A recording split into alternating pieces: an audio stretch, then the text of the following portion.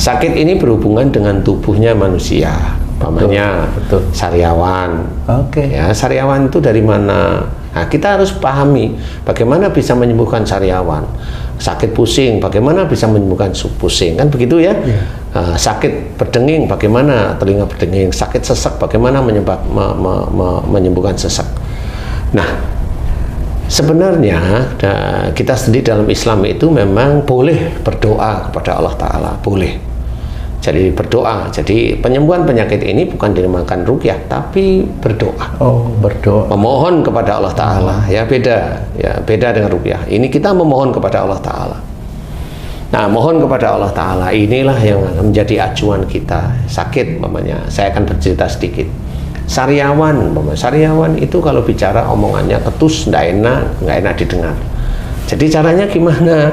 Mohon ampun, ya Allah, jika saya sariawan, seringnya saya itu omong kasar, keras, ketus, tidak enak didengar orang. Jika itu dosa, ampuni dosa-dosa saya. Saya akan belajar menjadi orang yang bicaranya yang baik. Kepada seluruh orang ketusnya? Iya, dia ngomong ketus memang. Bukan hanya sama orang tua, anak, istri, sama orang lain? Iya, bisa aja. Tapi bisa aja dengan pasangan yang paling kuat itu, dengan paling sering ketemu ya. Itu yang bujangan yang ini aman. Orang tua. Orang tua. Kan orang tua masih ada orang tua ketemu juga dia. Nah, itu pusing, sariawan itu kan di mulut, itu berarti berhubungan dengan kalimat, kata, bicara, lisan dan sebagainya. Mau lidah, mau geraham, mau berdarah, mau itu berhubungan dengan itu. Nah, kemudian kalau pusing berhubungan dengan cara berpikir.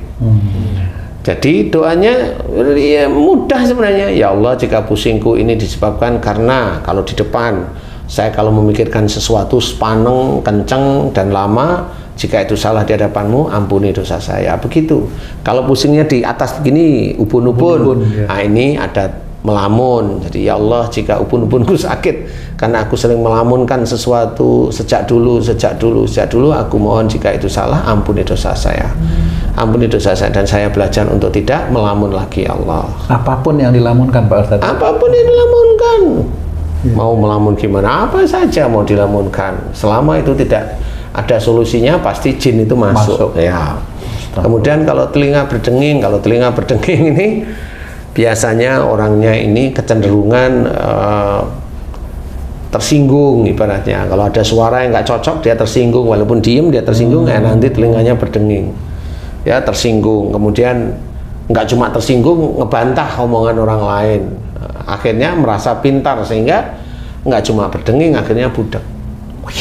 Jadi ya begitu itu cara Allah Ta'ala memberikan ujian. Kalau memang dia tidak mampu, ya budak beneran dia selamanya.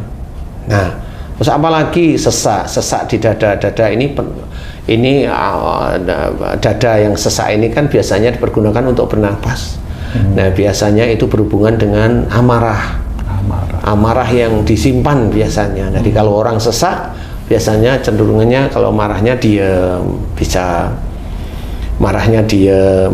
Kalau ada masalah nggak mau cerita, nah itu dia sesak di dada. Nah itu doanya ya begitu, tinggal milih aja. Ya Allah, jika sesak di dada saya karena saya sering menyimpan marah, boleh. Karena saya sering kalau ada masalah saya jarang cerita kepada orang yang bisa membantu menyelesaikan masalah saya. Jika itu salah dan dosa, ampuni dosa-dosa saya. Astagfirullahaladzim. Dan saya belajar untuk tidak menyimpan marah lagi.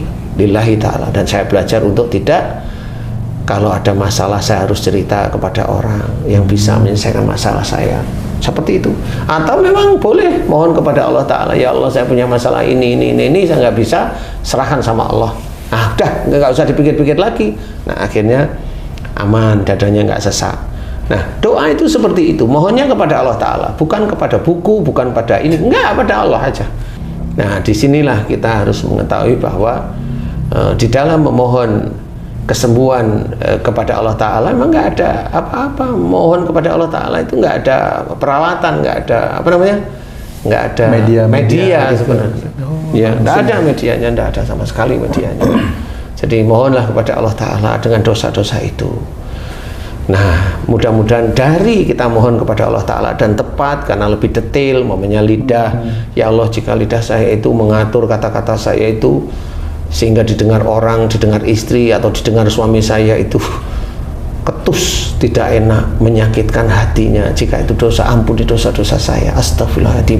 Habis itu minta maaf pada suami, minta maaf pada istri, minta maaf pada teman-teman yang dekat dan sebagainya kalau selama ini ngomongnya ketus, dan belajar kalimat itu disusun, kan begitu ya, kalimat itu disusun yang baik, jangan menyakitkan orang, kan seperti itu ya.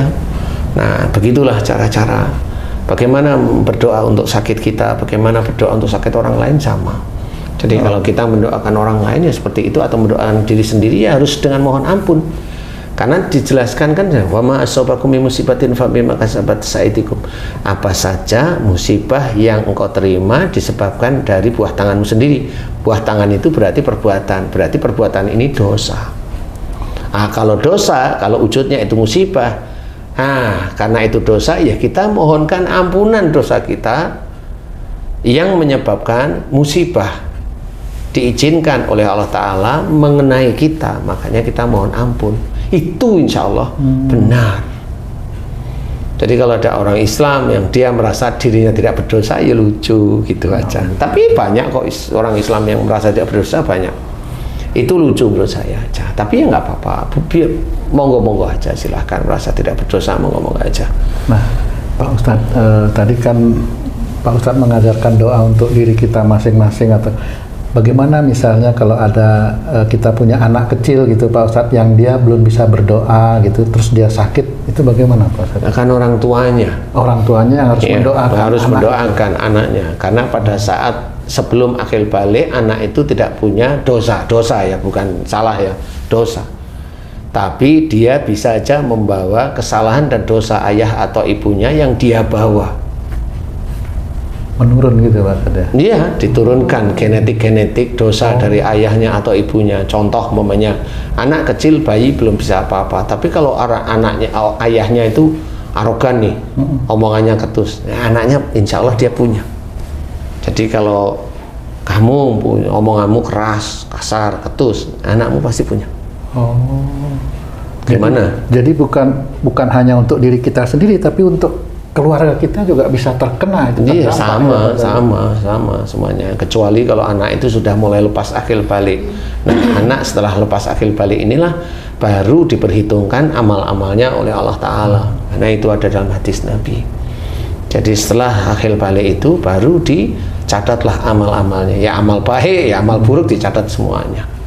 Tapi kalau belum, ya itu sifat-sifat orang tuanya ada di situ. Ustadz, kalau ada orang sakit dan sudah berdoa dan menjalankannya Ustadz sampaikan, tapi belum sembuh-sembuh, apa yang menyebabkan belum sembuh-sembuh itu Ustadz? Bisa aja imannya kepada Allah Ta'ala kurang. Jadi dia hanya pengen sembuhnya aja.